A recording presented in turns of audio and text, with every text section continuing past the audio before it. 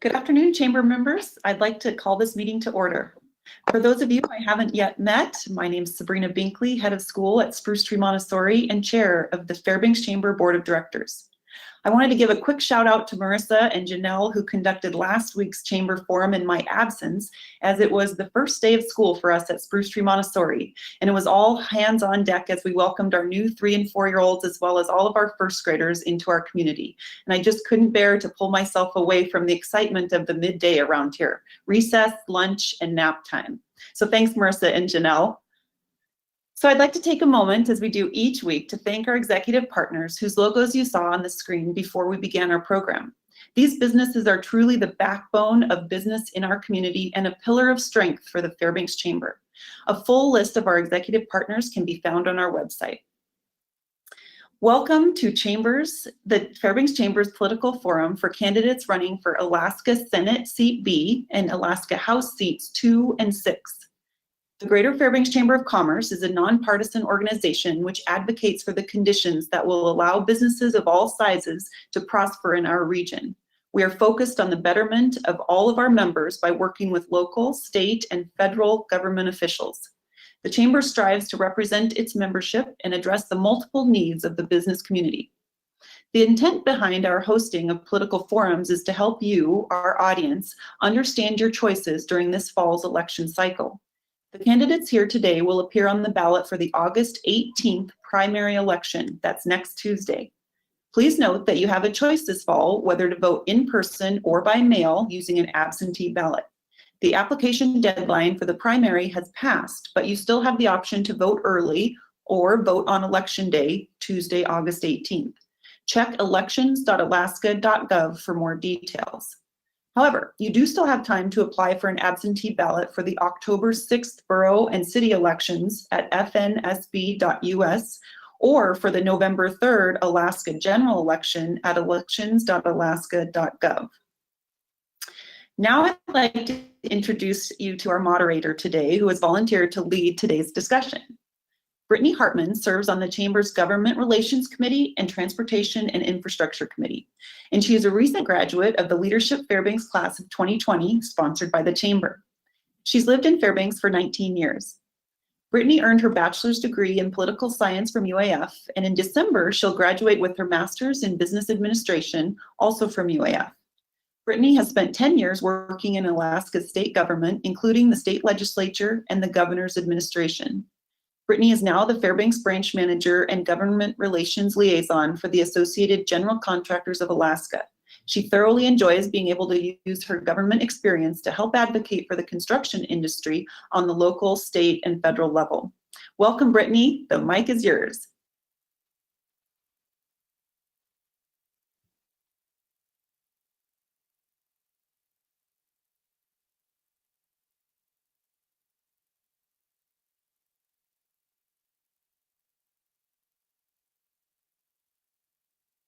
Brittany, I can't hear you.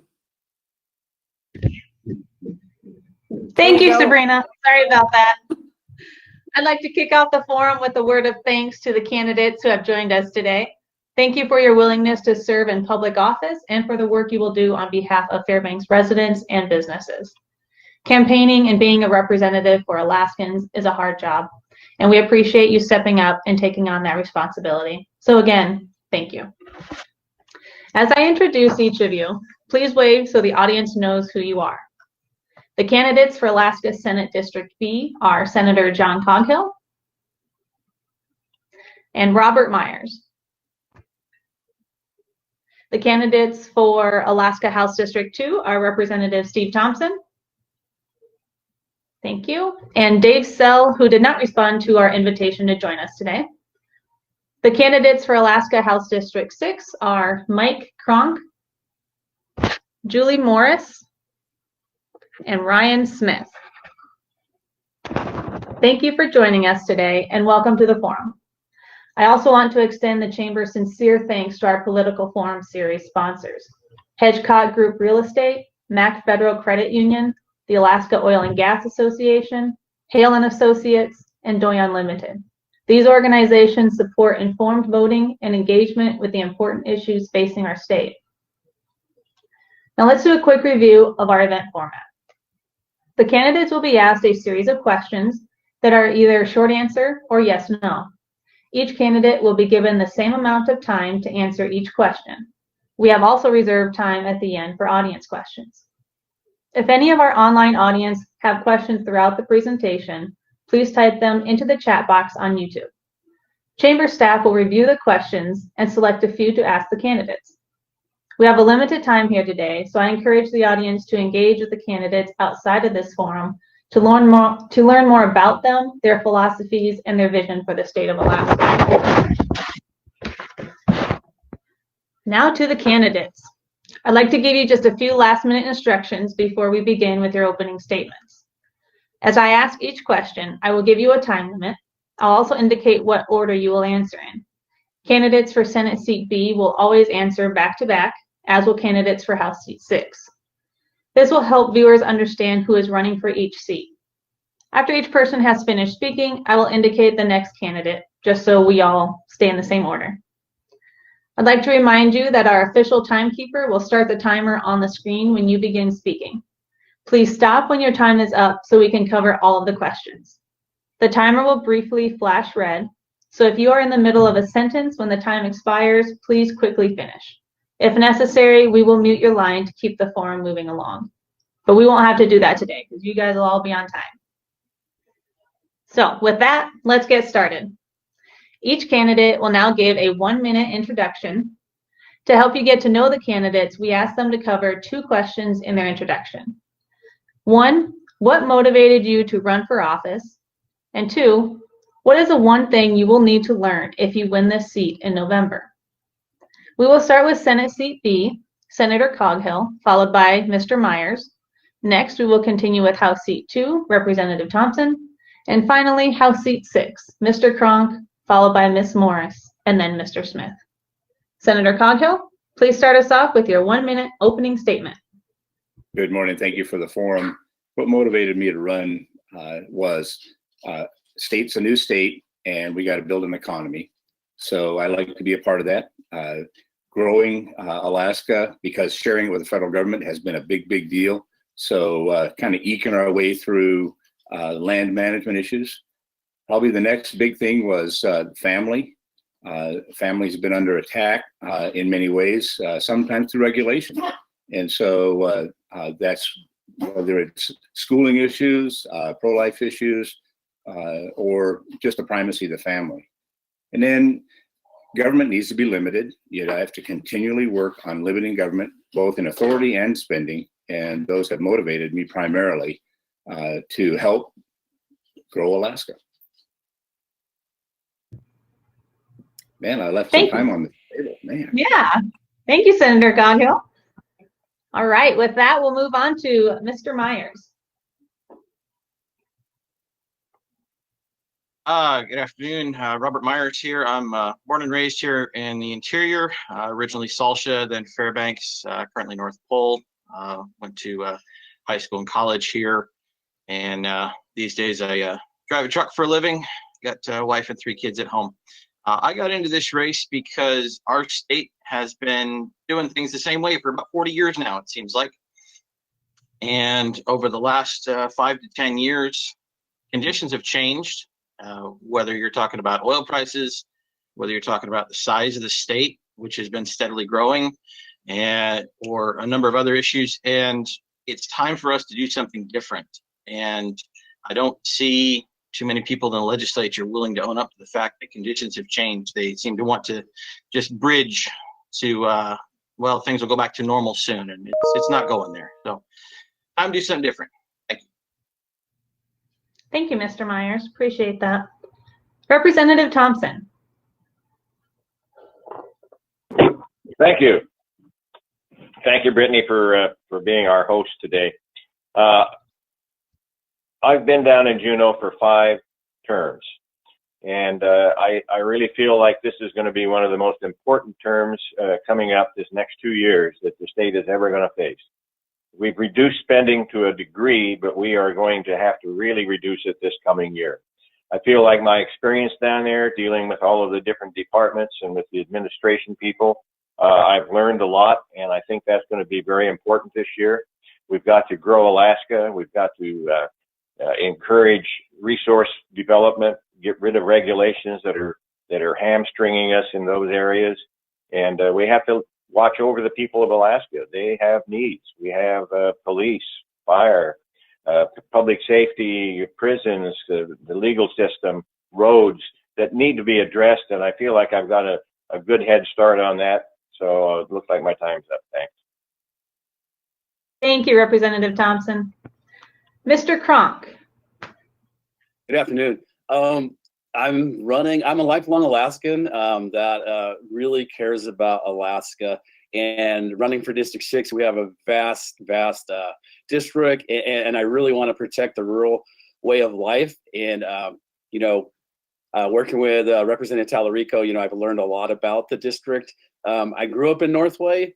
I was blessed to have an amazing community to grow up in, and a school system with amazing teachers and coaches. So I went to the University of Alaska Fairbanks, got my teaching degree, went back home and taught for 14 years in Northway, and then 11 in Togue, retired, 25 years of public service as a teacher, 25 years of public service as a Fish and Game Advisory Committee. I'm an elected official on a regional school board. I love my state. I love the people. I want to make sure our state is prosperous. We have a lot of things to work on, but I look forward to getting down to Juneau and being that person down there that represents us. Great. Thank you, Mr. Kronk. Ms. Morris. Okay, thank you for having this forum. Thanks, Britt, for stepping up and putting it together. Julie Morris from Anderson. I've been here about 12 years. I am a business owner. I built a B&B here in the Denali Borough. One of the reasons why I'm running for office is because of what I've seen happen to the economy lately during the pandemic, and the changes in the upheaval in the economy is of great concern to me. On top of that, we're already dealing with a budget that is going to be a huge challenge. There's no doubt. We're going to have to do some pretty serious belt tightening. We'll have to really just determine, okay, what is essential services for the state and focus on those. Watching the pandemic, one of the reasons why I did run is I was very concerned about how we are making decisions in our government that are not necessarily based on facts and figures. And I think Ms. we Morris, really your need time to is get back up. to Can you that. finish your last sentence? Okay, thank you very much. Thank you, Ms. Morris. Appreciate that. Mr. Smith. Hello, I am Brian Smith. I've got 25 years of management experience in a variety of fields, from construction to retail to finance, as well as in education. I'm running because the #1 impact on the state this year and is the same as it has been the past 5 years, which is the state budget and spending. The state has been spending an extraordinary amount of money, and now we're out of almost all of the CBR. We've spent about $12 billion under the Walker administration, so we have very little left to leverage to help our budget, which is going to be very bad this year. And I want to make sure we're protecting the PFD for the residents of Alaska. The private sector economy needs a boost. The PFD is the largest boost that the private sector economy within Alaska has.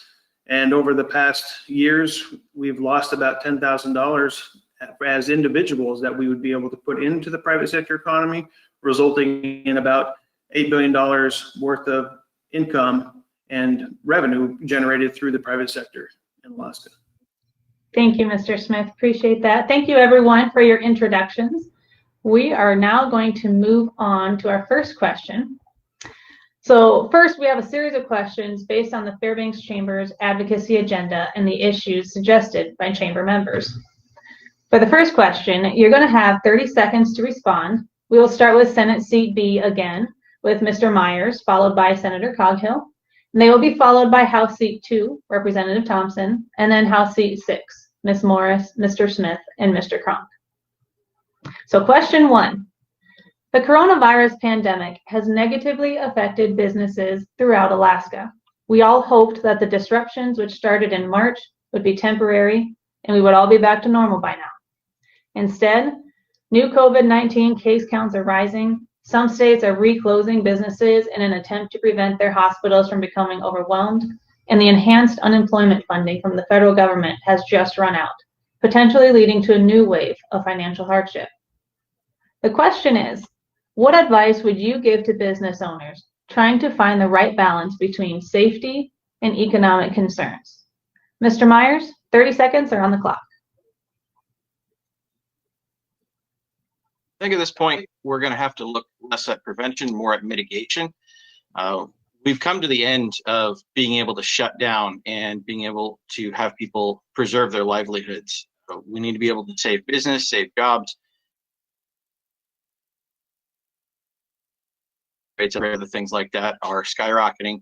So we're going to have to do what we can to try to get back to normal as best as possible. Recognize that while our cases are going up, our hospitalization rates and our deaths are actually staying pretty low.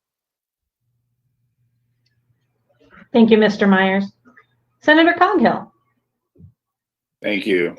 It is true, when pandemic first started, what we were looking for was how to bend the curve. We've done that significantly, but we've also driven our economy to a flat place. My heart goes out to anybody who's in the hospitality business or the tourism business.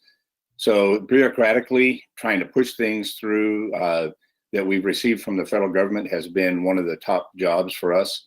But at this point, personal responsibility and government help where we can. Great timing, Senator Coghill. Okay, next up, we have Representative Thompson. Thank you. We're in unprecedented times, I'll tell you that. Businesses are suffering, and my encouragement to businesses is to follow the protocols, make sure that your employees are wearing masks, sanitize the areas where public are coming in, and we're going to have to take care of ourselves, and I hope that we can continue to do it. Some of the monies that we have got from the federal government has not been put out yet to small businesses, and I want to encourage that the administration gets that done, because it will help a lot of small business owners. Thank you, Representative Thompson. Next up, we have House Seat 6 with Ms. Morris. Thank you. That is the most excellent question, since I am a small business owner. I am in the hospitality business. I am in the Denali Borough, and we've been hit very, very hard. My focus will be to rebuild the economy, not just here, but through the whole state. Unless you own a business, it's really hard to difficult and to explain to people what has happened to us. So I will be working to help them as much as I can. Thank you, Ms. Morris.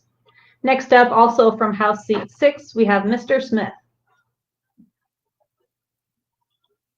Well, I would say the best advice we can give business owners is to find the avenues that work best for you. Masks, washing, cleaning the areas that the customers are going to be spending time around, limiting the number of people that you're going to have within your business if you're going to be in closed spaces, promote more outside activities, because we want to make sure everybody in Alaska is safe, but we want to make sure that our business sector is able to still perform and get the revenue they need to stay in business and keep Alaskans employed. Thank you, Mr. Smith. And again, with House Seat 6, we have Mr. Kronk. Yeah, thank you. Once this hit, I was working construction and I got laid off immediately, and we still haven't went back to work. Jobs have just disappeared for my boss and around the state. I think, no one knew what was really going to happen with this virus. And I think Governor Dunleavy has done a great job at dealing with it, but our economy has slowed down. Just traveling around the state, you can see how things have slowed down. We need to do everything we can for our small businesses. They are the backbone to Alaska. So we need to continue to fund them in any way to get them back. Thank you, Mr. Kronk. Thank you all for your responses. As a reminder to the audience, if you have a question you would like to have asked of the candidates, please submit it in the online chat box. For our next question, we will start with House Seat 2, Representative Thompson, then House Seat 6, Mr. Smith, Mr. Cronk, and then Ms. Morris, followed by Senate Seat B, Senator Coghill, followed by Mr. Myers. And you will have 60 seconds to respond. So question 2, Alaskans have recently engaged in an intense debate over budget priorities at the state level. At all levels, elected officials are being faced with difficult choices about services and revenue, which will have far-reaching implications for our community. Watching this debate over the last few years, the Fairbanks Chamber has advocated for a long-term fiscal plan, which utilizes earnings from the permanent fund, makes government more efficient, encourages resource development and business-friendly practices, and includes passage of an appropriate and timely capital budget. The question is, how will you balance the ever-increasing cost of providing essential government services with the need to balance the state budget? Representative Thompson, it's a big question, so please do your best in 60 seconds.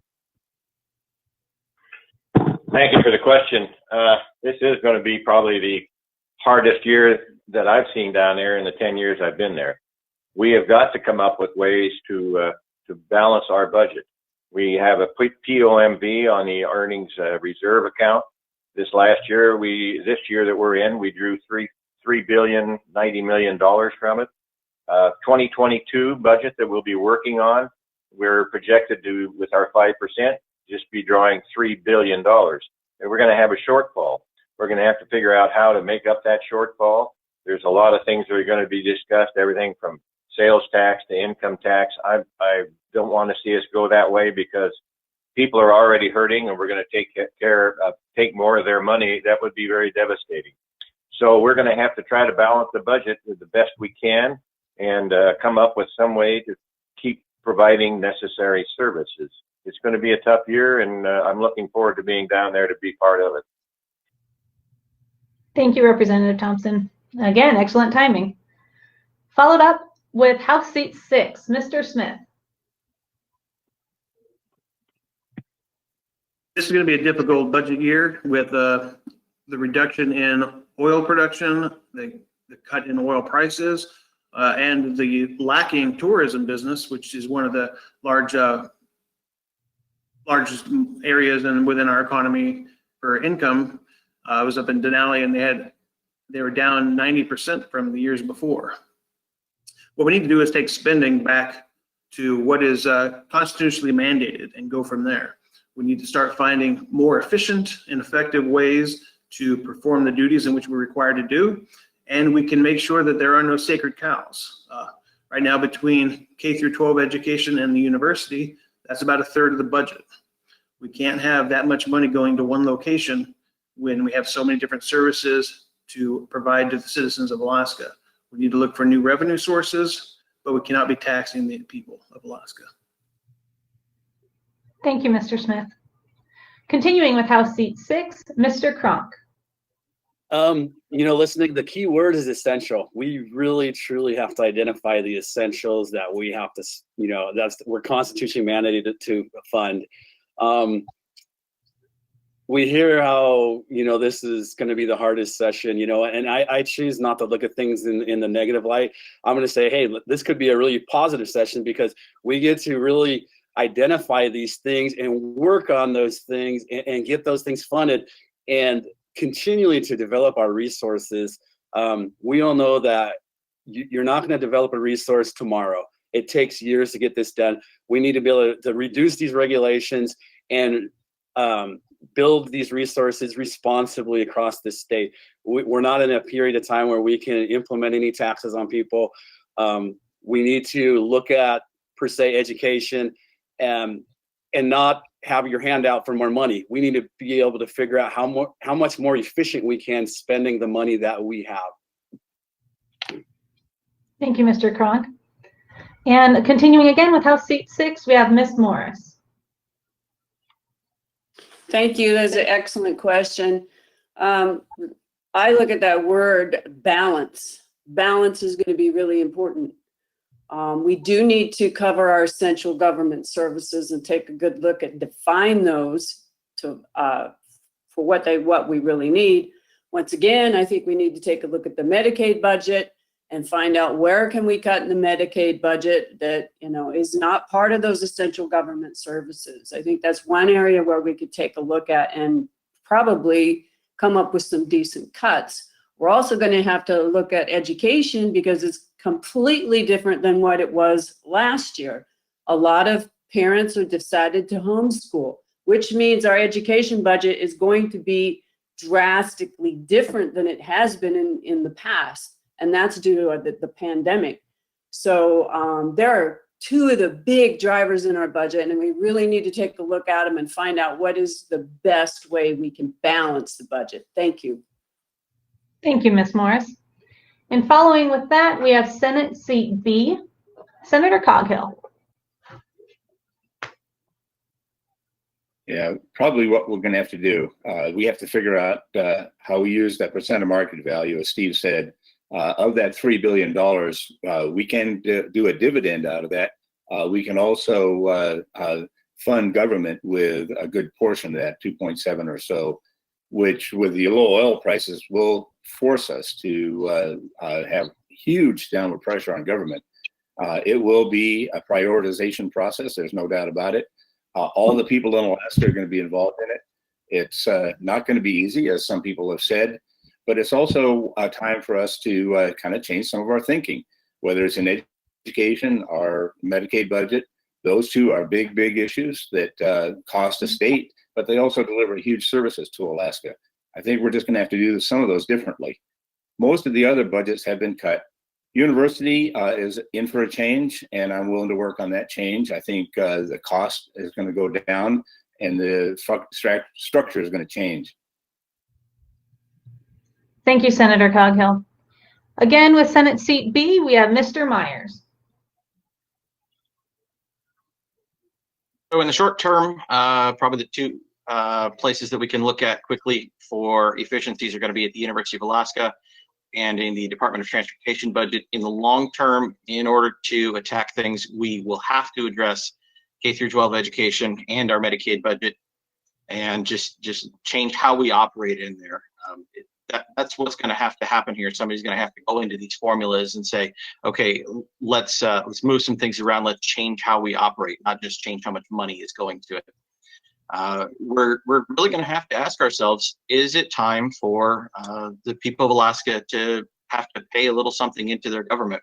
And yeah, that's going to hurt. Let's face it. Pretty much any choice that the state makes at this point is going to hurt, whether we're talking about cutting the state budget, taxes, cutting the PFD. If we want to offset that pain from the possibility of a tax, paying out a full statutory PFD is going to be our best bet to help our individuals and the economy. Thank you very much, Mr. Myers. And thank you, candidates. We will now move into a rapid fire round of yes/no questions. You should have your red or green cards in front of you. For those who cannot see the colors red and green very well, the green card has a check mark to indicate yes, and the red card has an X to indicate no. If you don't have your cards, you could also use your thumbs up or thumbs down. For each question, please hold up the card that corresponds with your answer and keep it up until all candidates have responded. First, we'll start with a warm-up question. During the coronavirus closures, did you ever have trouble finding a store with toilet paper in stock?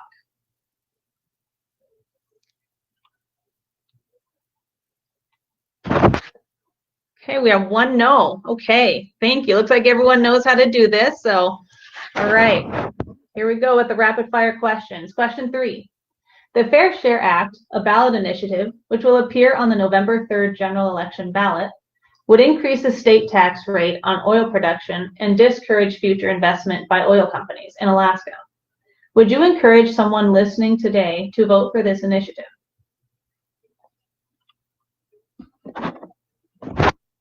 Great, thank you very much. Question 4, rapid fire again.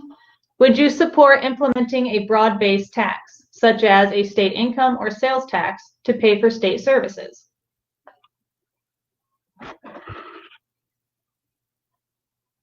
Okay, thank you, candidates. Question 5. The Alaska Industrial Development and Export Authority, also known as ADA, has approved funding to proceed with the development of a road connecting the Ambler Mining District to the Dalton Highway. It is commonly known as the Ambler Road. Do you support the state's involvement with building this road?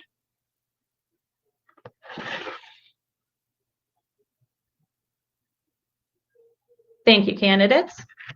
Last rapid fire question. If a military dependent arrives in Alaska with a professional license from another state, such as a nursing or architecture license, do you think that the state of Alaska should expedite a temporary professional license while the person completes any Alaska-specific requirements? Great, thank you very much. Okay, now we have 2 more prepared questions for the candidates. Audience, this is your final reminder. If you have a question you would like to have asked, please submit it in the chat box now for consideration by our chamber staff. Candidates, you will have 60 seconds to respond to the next question. We will start with House Seat 6, Mr. Cronk, Ms. Morris, and Mr. Smith, followed by Senate Seat B, Mr. Myers, then Senator Coghill, then House Seat 2, Representative Thompson. So question 7. The Fairbanks Chamber is composed of member organizations who rely heavily on the University of Alaska to educate and train qualified employees, perform the research which makes us successful in a challenging Arctic environment, and attract new talent to interior Alaska. More than ever, our businesses need an educated workforce ready to develop creative solutions and get our economy moving after the threat of COVID-19 has passed. In addition, the University of Alaska Fairbanks is a major economic driver in our region. Because of its unique position at the edge of the Arctic, UAF is able to attract outside funding to support world-class research. These federal and philanthropic dollars, as well as the good jobs they attract, will go to universities or organizations outside Alaska if the research programs are dismantled or the campus infrastructure disintegrates around them. The question is, after the budget cuts imposed by the current administration, do you think the University of Alaska is being funded at a sustainable level to serve the needs of the businesses and future workforce of Alaska? Explain why or why not. Mr. Cronk from House Seat 6, you have 60 seconds.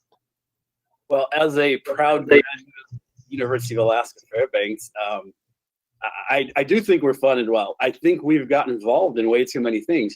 I think the university system needs to identify the important and the things that they're world renowned for. Our engineering program is world renowned. We need to fund that. I believe the teaching program, we need a world-class teaching program. In order for education to be successful, we have to produce our own teachers to go back into their home villages. And we know they're going to stay there. We don't have teachers going there for 2 years and bailing on the school system. So I do believe the university system does have the money. We are just bloating ourselves into different areas that we shouldn't be involved in. If there's welding classes, let's defer those to the private sector. There's plenty of people that will teach welding classes. And so we need to look at those kind of things. If it's something that's offered in the private sector, let's get out of it in the university system. Thank you, Mr. Cronk. Continuing with House Seat 6, we have Ms. Morris. Thank you. That's a really good question.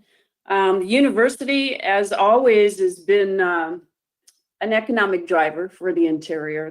It's very important to keep that going. However, I do think that is overly centralized and devotes too many resources to what they call the command and control structure. It's too top heavy. So we have to take a look at that, because that's where all those administrative decisions are being made. And I think we really need to get in there and take a look at that and see how we can achieve reductions. We still have some reductions I think we can make there. The university has supplied tremendous amount of help for my own family. I have 3 of my children have graduated from the University of Fairbanks. So I've been involved with that university for quite some time, but I still think we could do better. Thanks. Thank you, Ms. Morris. And continuing again with House Seat 6, we have Mr. Smith. Well, what people should know is the university has spent several $100,000 on reports, which actually told them that they're top heavy and that they have too many programs at every campus. And when they got the first report that said that, their response was to hire another company to give them another report, which told them the same thing. The problem is they've done nothing. They have not done anything to address the problems. They have made the proper cuts that are needed. And now we're in a situation where there isn't any money left, and now they're really in trouble.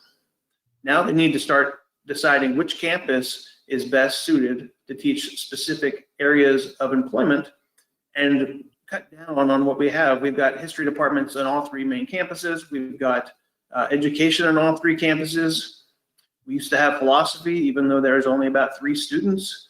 It's a lot of waste, and we need to make sure we can get rid of the waste, specialize in what we specialize in on each campus, and that will reduce overall expenditures. Thank you, Mr. Smith. Next up, we have Senate Seat B, beginning with Mr. Myers. Well, I'd have to agree with Mr. Smith there on most of his comments.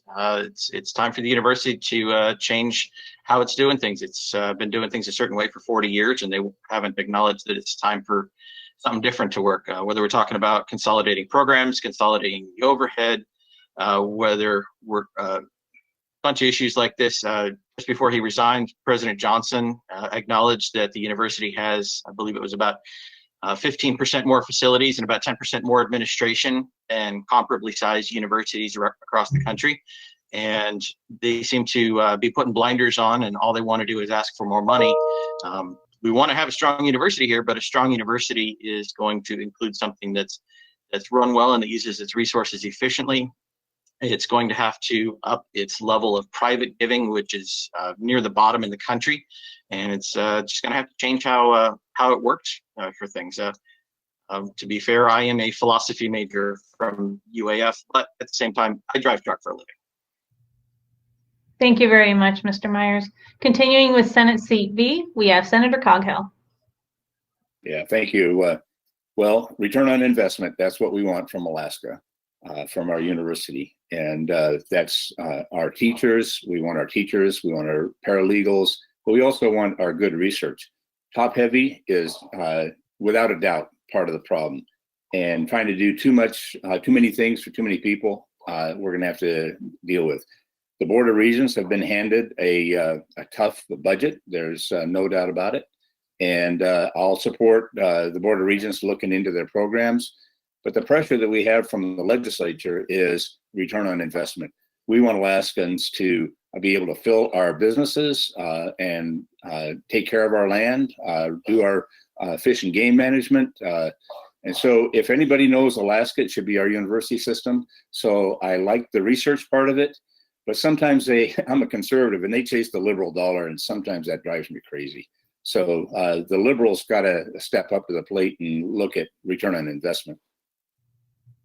Thank you, Senator Coghill. Moving on to House Seat 2, we have Representative Thompson. Thank you. I'm a big supporter of the university, statewide, in fact. I have 3 of my children have graduated from UAF. I have a granddaughter that's graduated from UAF, and I think it's one of the most important things that we have going in our state to grow the economy into the future. We have to grow our own, just like Mr. Kronk said.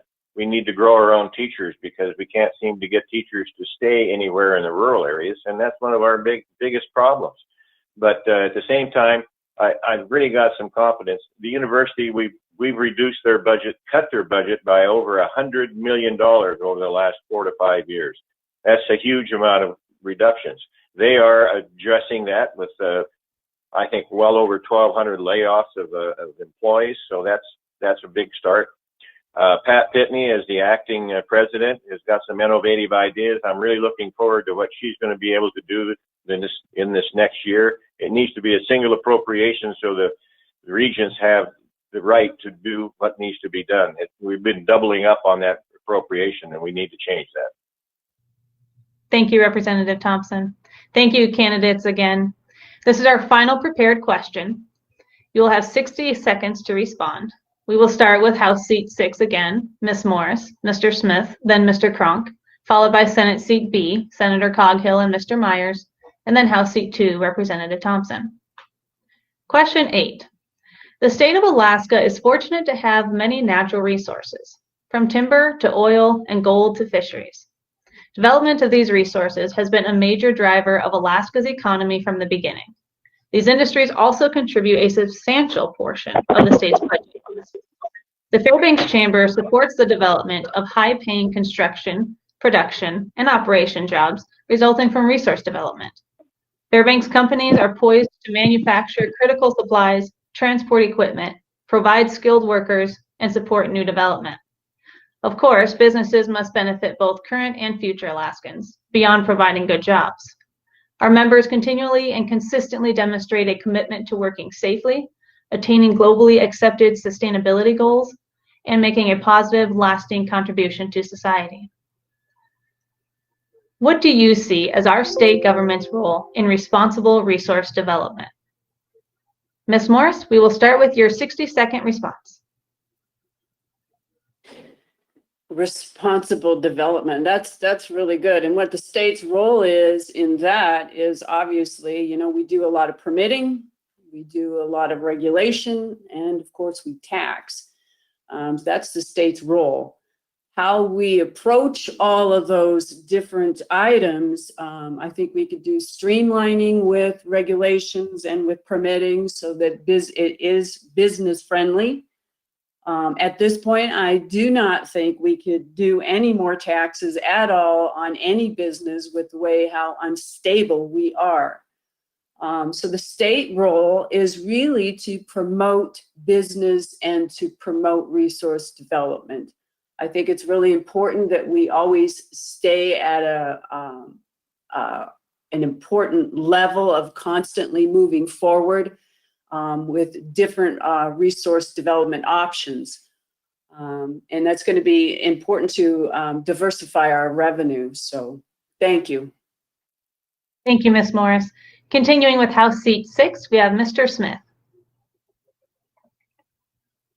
The state needs to work hard to kind of cultivate a business-friendly environment, to try to bring in more investment, more business opportunities within the state and around the state in order to bring in more employment for those in the areas. This Ambler Road project, for example, is going to be a great project for employing almost 500 people on the building of this road project. But one of the problems that we run into a lot is red tape. The red tape on this project from the studies that took so long isn't necessarily the cost of the studies, but the cost of the construction project increasing.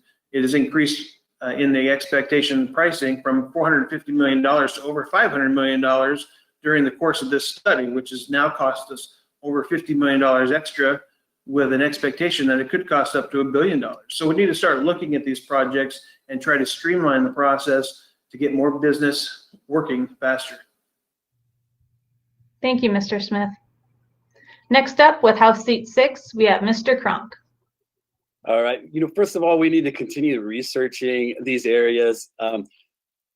Living in District 6, rural Alaska holds the majority of the resources in Alaska.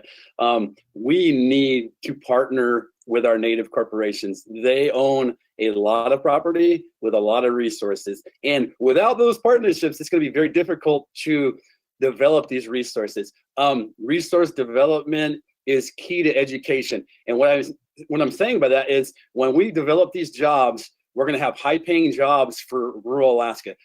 You know what? When you realize there's a need for education, our students are going to be focused on getting educated. They know they're going to have a high-paying job at home, and then that's key. It's really key. I'm a rural Alaska guy, and we have to develop these resources not only for the state and the benefit of the state, but the benefit of rural Alaska and the communities that are in there. But partnerships are big, and we need to get the red tape away and get these developments going.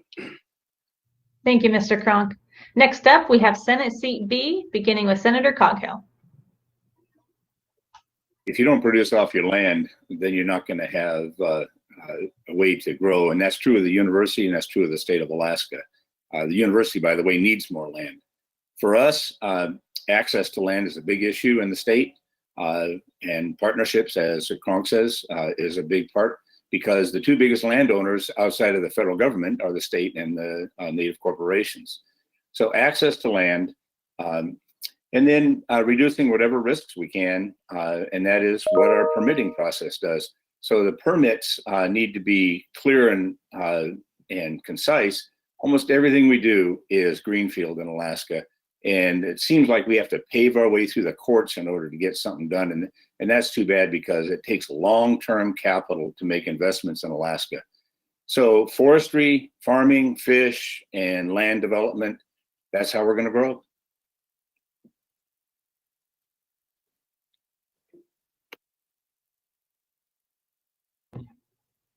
Sorry. Thank you, Senator Coghill. You even left us a few seconds to spare. So next up, we have continuing Senate Seat B, Mr. Myers. Okay. Primarily, I see two roles for the state government in terms of resource development right now. First and foremost, we're going to have to reduce our operating budget so that we have some money available to throw into our capital budget, so that we can develop the roads, the ports, the airports, and the different infrastructure that we need in order to get to access those resources. If we don't get our operating budget under control, we're never going to be able to develop that access. Second, we got to do what we can to keep the federal government's feet to the fire, whether we're talking about regulation, access to federal lands, things like that. Let's look at CAFCA and get that back up and running. Governor Walker eliminated that, and the legislature didn't put up a fight.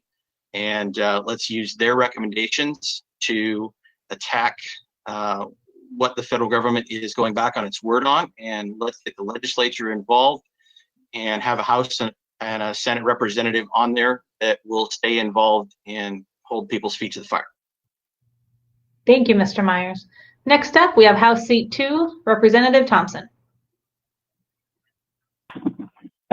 Thank you. Our economic development of the future is going to depend a lot on our natural resources. One of the things that we have never been able to accomplish is that we have become an extraction and export state.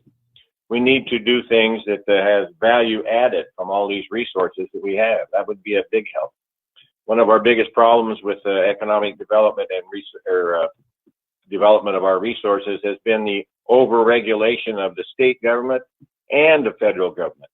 To get any project permitted takes forever. There are so many reports, hundreds and hundreds of things, hoops they have to jump through to even get permitted. So those are the big things that are slowing down economic development and investment in Alaska. The cost of energy is one of the other big things for developing anything up here. We've got to figure out how to reduce our cost of energy with natural gas generation and things like that. So it's going to be a tough job. Thank you, Representative Thompson. Now we will take a few audience questions. Candidates, you will have 30 seconds to respond to the first question. The order is going to be House Seat 2, followed by House Seat 6, followed by Senate Seat B. First question is for Representative Thompson with House Seat 2. What are your plans to encourage natural resource development beyond oil and gas? For example, agriculture or forestry? Well, our agriculture has been growing rapidly in the last few years, and we're seeing more and more of a need of growing our own and food safety. I think that's important. The bridge being completed down at Nenana to go over to that side of that river. I was told by the Farm Bureau that is the richest land. It's richer land that they have than they have in Delta. That's going to be a big area that could be developed. We're running out of time. I'm sorry. I wanted to get into some more things with it too, but we'll get there. Thank you, Representative Thompson. 30 seconds is very quick. Next up, we have House Seat 6, Mr. Smith.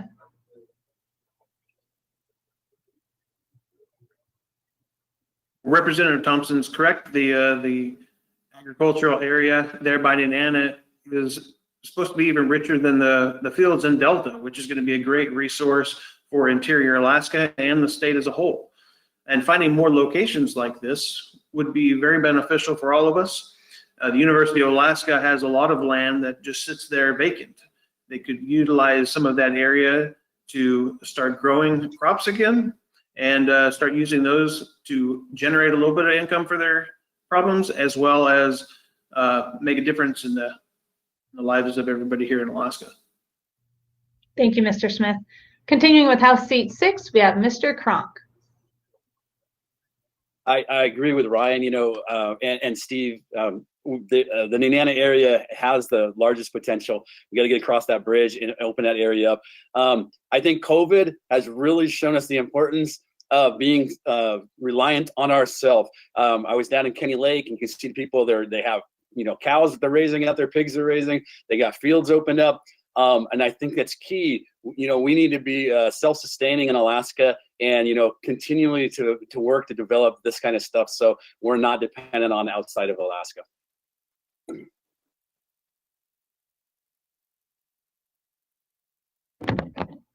Sorry. Continuing with House Seat 6, we have Ms. Morris.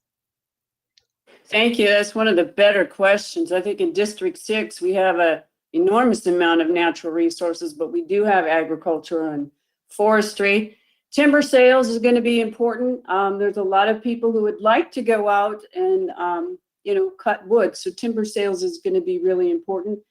Getting the land into the hands of the people who will actually work the land. That's what's going to be important. Department of Natural Resources has to release some land into the private sector so that we can develop and we can move the economy forward and move that resource forward. Thank you. Thank you, Ms. Morris. Appreciate it. Okay, next up, we have Senate Seat B, Mr. Myers. What I see is the biggest promise, at least in the relatively short term, is actually in the mining sector, especially as people develop more electronics. One of the biggest things that we're finding a shortage of is what's called rare earth metals, which the largest deposits of those being worked in the world today are currently over in China. And for economic and political reasons, we need to diversify away from that source. One of the biggest sources outside of China for rare earth elements that are necessary for electronics are in Alaska. And we need to be able to open that up, and we need to develop our access to get to those mines and resources. Thank you, Mr. Myers. Next up, again with Senate Seat B, we have Senator Coghill. First, let's go to the feds and see if we can get the Tongass forest opened up. That's some of the best timber in the world that needs to be managed properly. The forest in the interior, we could probably do better on value added. And that's also true with products coming out of our agriculture. We need food security in Alaska a little better. We cut our plant material center down there in Palmer. We shouldn't have done that. That's how we prove up our markets. So we shouldn't have done that. So let's have the state help our agriculture. Thank you, Senator Coghill. Next up, we have another audience question, and we're going to start that with Senate Seat B, beginning with Senator Coghill, followed by Myers. And then we have House Seat 6, followed by House Seat 2. And you will have 30 seconds to respond. So the question is, what do you see as the most important qualities a legislator can bring to the upcoming session? Senator Coghill from Senate District B, you are first. Bring your best principles to the table. Be willing to listen. Stay open to discussion. Work well with the rest of Alaska, and don't give up on your principles that you bring to the table. The economy is definitely going to be one of the hot issues this year, and the permanent fund dividend is definitely going to be one of the tough issues. You need to be able to listen clearly, but state your position clearly as well. So I think working together with the rest of Alaska is important. Thank you, Senator Coghill. Next up, with Senate Seat B, we have Mr. Myers. I would agree that our principles are important, but I think we need to realize that we shouldn't be confusing our principles with our policies. We've got our principles developed 30, 40 years ago, developed certain policies, and now we've, to a certain extent, taken those policies and they've become our principles. Well, let's go back to our principles and realize that times have changed and it's time to do something different. and keep our principles, but be open to change and to listening how people are being affected. Thank you, Mr. Myers.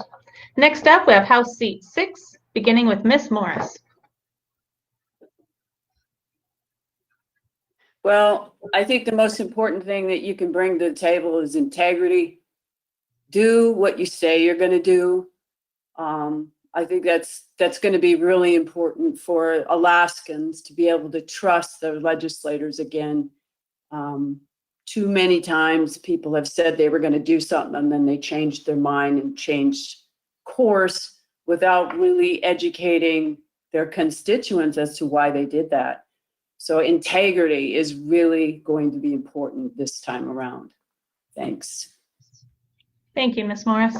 Next up, we have Mr. Smith with House Seat 6. I would say integrity and respect. The way the coalition majority treated the conservative minority last year in the House was one of the most disrespectful things I've ever seen. Also, the way they treated the governor, that's complete dysfunction, and we need to make sure before the state can run optimally, we need to make sure the people in the legislature are performing their duties in a professional, respectful, and manner. Thank you, Mr. Smith. Next, we have with House Seat 6, Mr. Kronk. Well, sorry, I have some dogs barking here. Honesty and integrity are definitely key.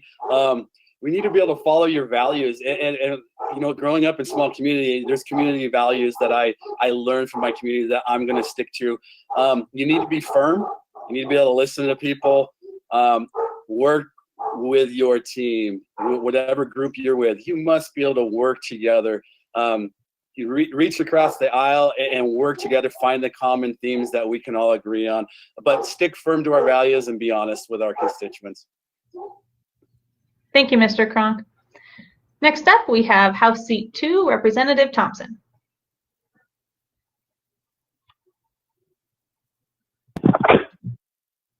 All of the above. Everybody's had some good comments on this. Very, very good. You know, we have to learn to compromise. We have to be able to sit down and work together and work out solutions that will benefit the state. And that's the reason that we're going to Juneau is we're going to try to benefit the state and our constituents, but the entire state in its entirety. So it's going to be very important that we go down there with our ideals and our principles and we stick to those, but we have to be able to sit down and work together and communicate. Thank you, Representative Thompson. So that's the end of the audience questions. To conclude today's forum, we will give each candidate 30 seconds to give closing remarks. And where we ended last, we're going to begin. So we have House Seat 2 first, and then we have House Seat 6, and then it'll be followed by Senate Seat B. So Representative Thompson, please give us your 30 seconds closing remarks. Well, we've all talked about, and we know it's going to be a very difficult time down in Juneau this year. The earnings reserve account is down to under $9 billion. It's around $8.4 billion. We've already figured out and know that that next year's draw for 2022 will be another $3 billion. That'll take us down to in the $5 billion range, and we have to be careful we don't overspend that because that's our only savings that we have left because the Constitutional Budget Reserve Fund is just about drained at this time. So we're going to have to work hard. Thank you, Representative Thompson. Next up, we have House Seat 6, beginning with Mr. Smith.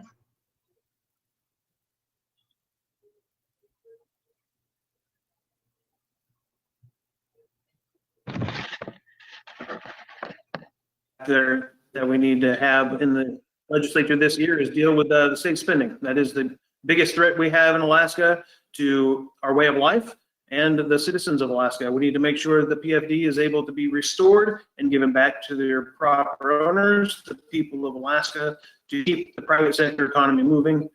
And with my business experience and my financial knowledge, I have the skills and ability to make sure we get that done and get Alaska back on the right track.